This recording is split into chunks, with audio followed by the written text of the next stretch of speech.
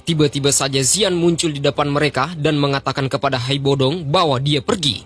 Sosok gadis kecil itu langsung saja meraung dengan amarah, ekspresinya berubah menjadi ganas, mata serta rambutnya berubah menjadi ungu, dan dengan cepat mengepalkan tinju kecilnya untuk memblokir seluruh serangan yang dilancarkan oleh pelindung Wu. Serangan itu dihancurkan berkeping-keping di udara, membuat semua tetua yang berada di samping Shoyan kaget bukan main. Tidak disangka gadis kecil itu mampu memblokir serangan seorang elit Dozong. Bahkan pelindung aula jiwa benar-benar kaget bukan kepalang melihatnya. Sesaat kemudian akhirnya Medusa menyusul dari belakang membentuk pedang 7 warna-warni melesat lurus ke arah depan dan menargetkan tenggorokan dari pelindung aula jiwa. Serangan itu tentu saja bukanlah sesuatu yang bisa diremehkan. Dengan cepat pelindung Wu juga melepaskan cakar hitam di tangannya dan langsung bertabrakan dengan serangan sang ratu. Setelah serangan itu terjadi, maka pelindung aula jiwa mengatakan kepada Medusa, apakah kau benar-benar ingin menjadi musuh aula jiwa kami? Jelas, kondisi dari pelindung tersebut juga tampaknya mulai kehabisan tenaga setelah dia mengerahkan seluruh kekuatan terkuatnya hanya untuk menangkap tubuh spiritual Yellow. Jika pertarungan terus berlanjut, maka kemungkinan dia akan berakhir di tangan Medusa. Medusa kemudian mengatakan, serahkan gurunya. Tetapi mendengarkannya pelindung Wu hanya tertawa dan mengatakan, teruslah bermimpi.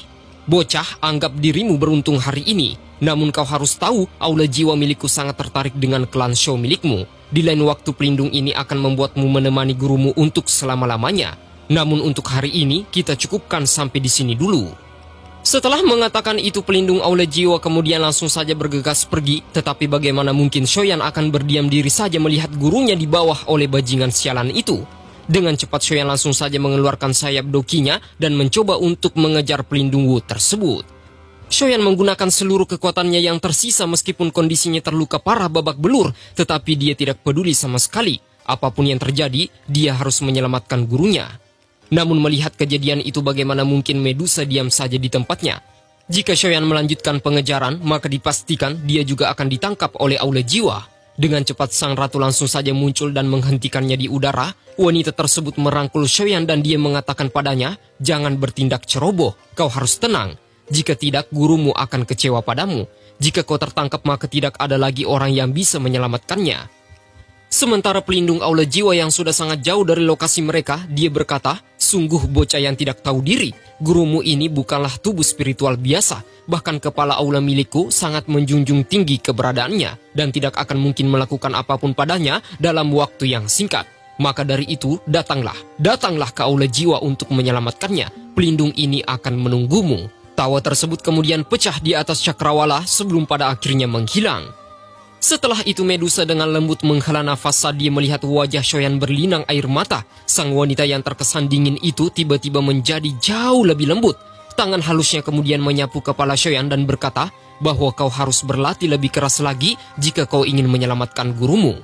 Dia telah menaruh semua harapannya padamu dan kau tidak boleh mengecewakannya. Terlebih lagi kau tidak sendirian. Klan Shou masih mengandalkanmu di dalam kekaisaran Jiama. Hai Bodong dan juga para tetua yang lain hanya bisa terdiam saat menyaksikan Shoyan meraung berlinang air mata kesakitan, bahkan sampai ingin menangis darah saat melihat gurunya benar-benar diculik oleh aula jiwa. Sungguh di luar dugaan kekuatan pelindung Wu tersebut sangatlah besar, melebihi harapan semua orang, bahkan sampai membuat takdir Yellow berakhir dengan kondisi seperti itu. Sementara itu di tempat lain, Nalan Yanran kembali mengatakan kepada gurunya tentang apa yang harus dia lakukan sekarang. Namun Yun Yun hanya bisa mengepalkan tinjunya dengan erat saat melihat semua sesepuh sekte Yulan miliknya tergeletak di tanah dengan kondisi yang tidak bernyawa. Perseteruan darah hari ini kemungkinan besar akan benar-benar melenyapkan reputasi sekte Yulan di masa depan. Di sisi lain dia juga sangat menyesal dengan apa yang telah terjadi di masa lalu. Andai saja Nalan Yanran tidak berangkat untuk membatalkan pertunangannya pada saat itu, maka kemungkinan tragedi hari ini tidak akan pernah terjadi.